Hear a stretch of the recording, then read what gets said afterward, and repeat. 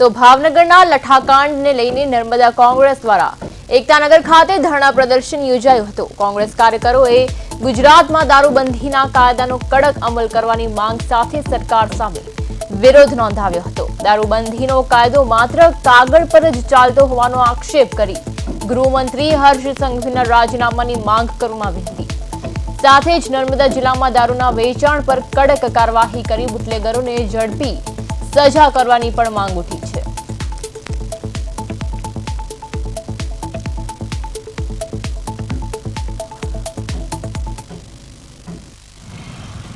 ભાવનગરની અંદર જે લઠ્ઠાકાંડ થયો છે, જેની અંદર 2 રિપોર્ટ આવ્યા છે। એક રિપોર્ટની અંદર 9 જણના મૃત્યુ થયા છે એવી માહિતી મળી છે અને બીજા રિપોર્ટની અંદર 11 જણ આ લઠ્ઠાકાંડની અંદર પોતાનો જીવ ગુમાવ્યો છે, જેની જાણ અમને થઈ છે।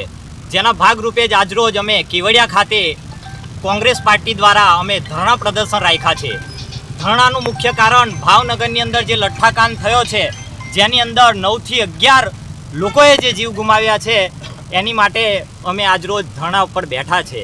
ત્યારે ભાવનગરની અંદર જે લઠ્ઠાકાંડ થયો છે એની માટે જ અમે ધરણા ઉપર બેઠા છે એવું માનવાના બદલે આપણે જોઈએ છે ગુજરાતની અંદર કે દારૂનો રેલમછેલ થઈ રહ્યો છે।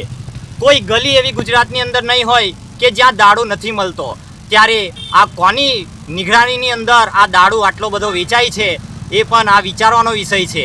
ત્યારે અમારી સ્પષ્ટ એવી માંગ છે ગુજરાત સરકારને પણ કે તમારા જે મંત્રીઓ છે તેઓની સૂચના અનુસાર જ ગુજરાતની અંદર દારૂ વેચાય છે એવું અમારું ક્યાંક ને ક્યાંક સ્પષ્ટપણે માનવું।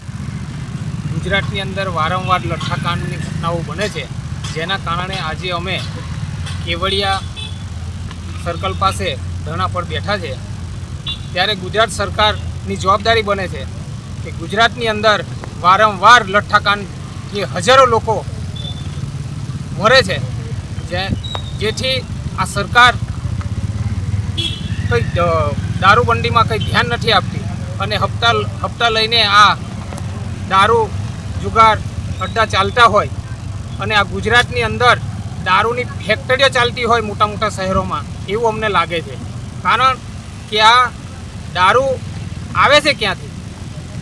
આજે ગલીએ ગલીએ ગુજરાતની અંદર દારૂ વેચાય છે અને આજે ગુજરાતમાં મોરબીમાં લઠ્ઠાકાંડ થયો, સુરતમાં થયો, ભાવનગરમાં થયો, અમદાવાદમાં થયો। આજે આવી લઠ્ઠાકાંડની અસંખ્ય ઘટનાઓ બને છે, ત્યારે સરકાર કંઈક પર કામ